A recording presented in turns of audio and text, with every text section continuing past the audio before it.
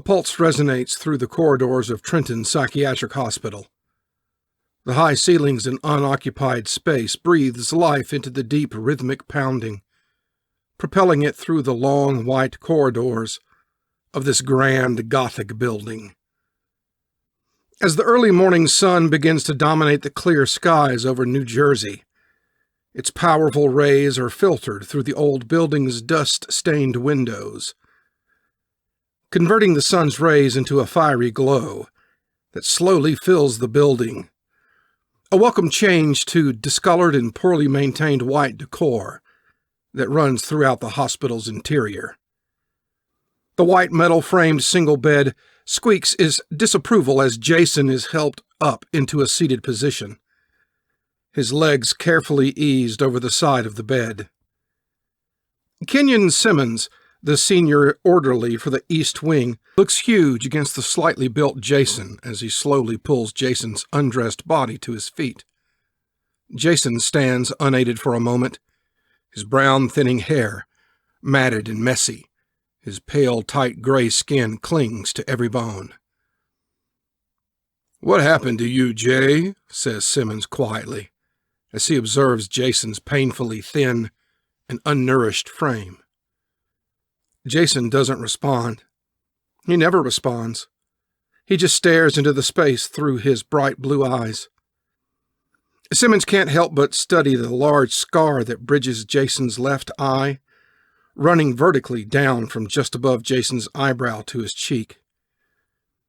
His fragile body stands unsteadily, whilst Simmons gently eases Jason's arms into a white open-backed gown. He briefly catches sight of the 3 lines of small symbols, which appear branded into the left side of his small, pale chest, as they disappear beneath the starched gown. These symbols have been with Jason ever since that fateful May evening when his family were brutally murdered. Simmons gingerly turns Jason until he has his back to him. He ties the 3 short blue frayed cords on Jason's gown into bows before easing him carefully into his wheelchair. Once secure, the battered metal wheelchair is turned and pushed out of his small, sparsely furnished first-floor bedroom into the wide corridor. Both immediately immersed in the familiar smell of Trenton, a heady mix of sanitation and time.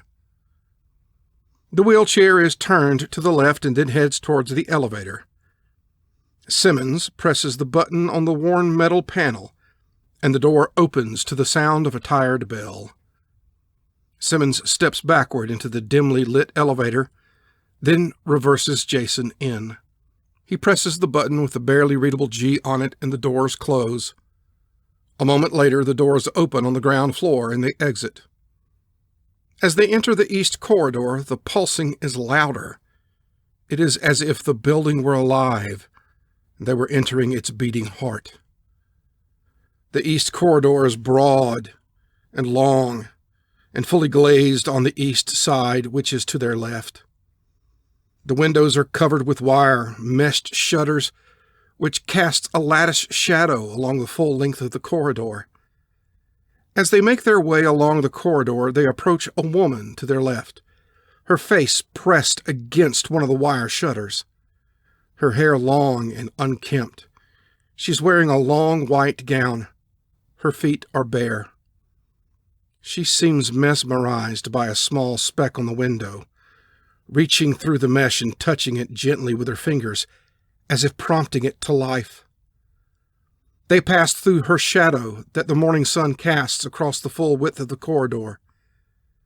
The wheelchair continues quietly and slowly up the corridor. Opposite the recreational door sits the source of the rhythmic pounding, which is now stronger than ever. A young man leans forward on a wooden chair, his eyes wide, his facial expressions full of rage. His shaved, scarred head and body jerk backwards and forward in tune to the large piece of wood he is striking hard on the tiled floor.